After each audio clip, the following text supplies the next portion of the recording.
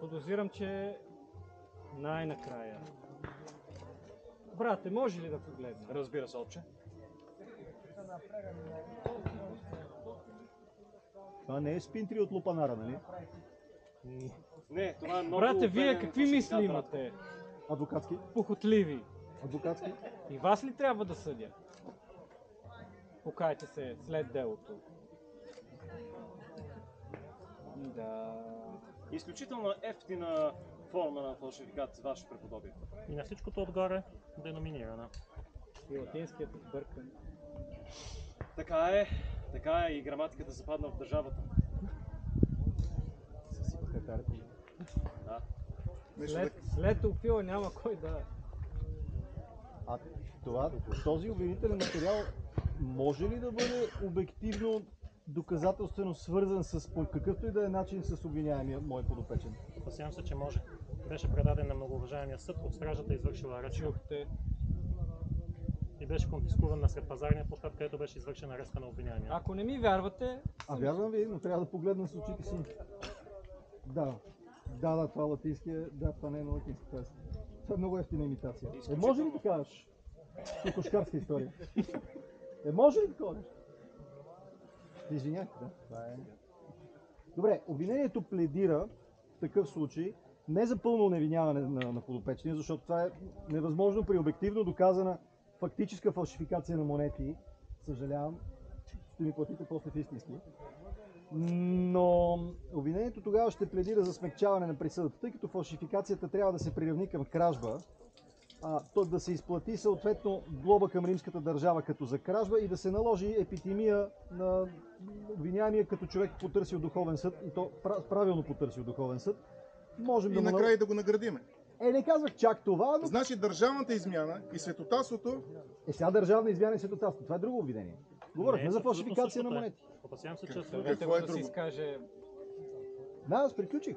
Тоест пледирам за една така умерена епитемия, няколко месеца, да речем, някаква глава в полза на църквата е добра идея. Значи пледирате за виновен. Виновен ли? Не бих казал не. Струва ми се, че вярата ви е слаба. Първоначално я признах. А обидата срещу императорското величие ще признаете ли? Това е може би по-важен въпрос за случая. Защото монетата, използвайки фалшива монета с грешния облик на нашия многоуважаем император, това не е ли обида? Не е ли измяна?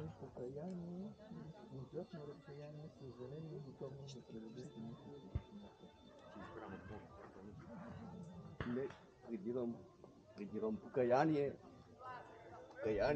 Вашите грехове са твърде големи, защото императорът на цялото ми имущество в полза на църквата. Императорът на нашата държава е важен. В полза на църквата.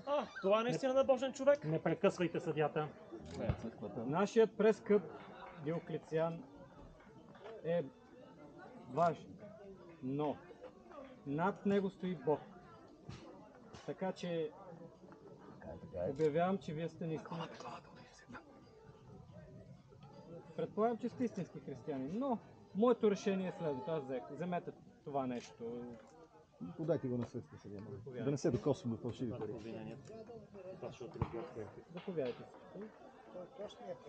Решението, което ще взема, е важно и смятам, че е справедливо. Както за народа на Никополис, така и за пределите на Римската империя, защото ще дадем добър пример за римското право, защото търпиме от известно време критики.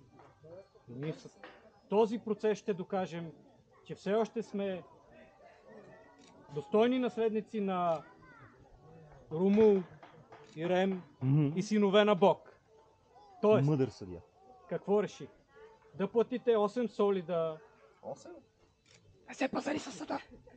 Може би трябва да ги закрилим на 10. 9. 8 солида, няма 9. Не бъдете очени. 8 солида. И как казахте, аз съм леко неграмотен и... Вие сте с блестяща ученост, ваше преподобие. Да, и там долу главата. Кажете, какво беше това на този... За предаване на този гръцки, как се казваше? Имущество в полза на църквата. В полза на църквата, да. Да, но една мисъл ме мъчи. къде ще отиде, какво е неговото имущество? Той е работърговец. Ваше Само преподобие. роби. Някои от тях са Да. добра физическа форма. Мисля, че ще има нужди от Движимо хора за градината ми, Да. най-малко. Пък и готвача ми Мълчи. нещо не се справя. Ти мълчи. Хванах алергия от готвача ми. Ужас, ваше Да, преподобие. трябва да. Той е от Мала Азия, но нещо не му се получава. Знак от небесата. Не знаем за какво. Така че вашите роби ще бъдат едно добро дарение за църквата и римския народ. Страни си отиди с мир и не се грешавай повече.